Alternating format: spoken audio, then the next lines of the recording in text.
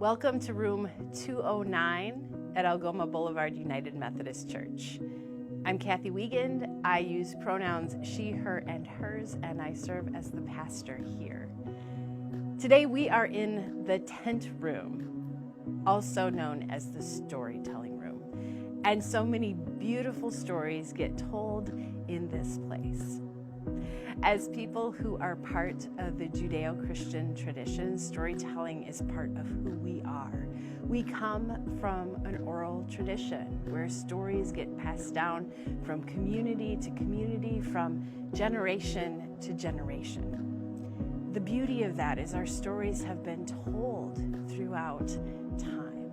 Stories are used to explain, to teach, and to inspire. So this room gets used as part of our Sunday school room to do just those things. We know that Jesus told so many stories. He told parables so that people could learn about faith, could learn about God's grace and the hope that was there as people heard the good news. He used stories so that people could remember them and think about them and share them with others. Stories have always been important as a part of our faith. Through the centuries, stories have been told in so many different ways and passed down in so many different ways. Of course, there's storytelling, but we also see stories in stained glass. We hear stories told through our music.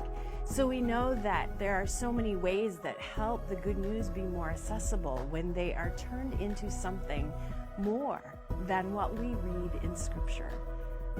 Of course, for people who can't read or people who didn't in history have money to own the printed word, stories kept people connected to the history and the stories of our faith.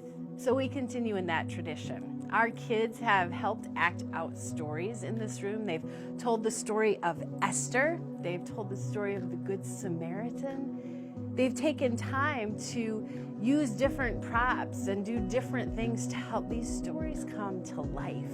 They've studied the Last Supper here, and they've tried the foods that are part of a traditional Seder meal. People like John the Baptist and John Wesley have visited in character to tell their own stories to children as they gathered in this room. They also have climbed into a cardboard boat and heard the story of Jesus calming the seas.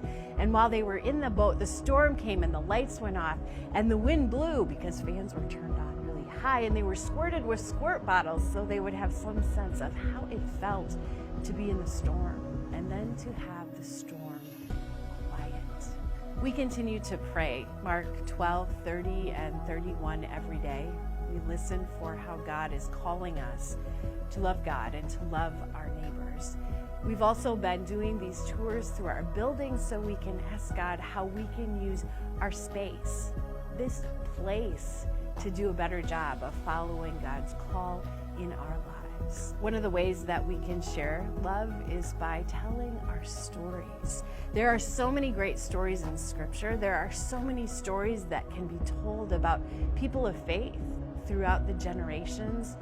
And of course, we can find new ways to tell the stories of our own lives and our own faith, to inspire and to teach, to build connections and to share. Our stories that we share are important. We come to know God. We begin to grow in faith as we hear stories, as we begin to tell stories, and as we find new ways to share in our lives of faith with one another. So we reach out, we share the good news, we listen well, we learn, we grow, and we find new ways to share the story of our faith.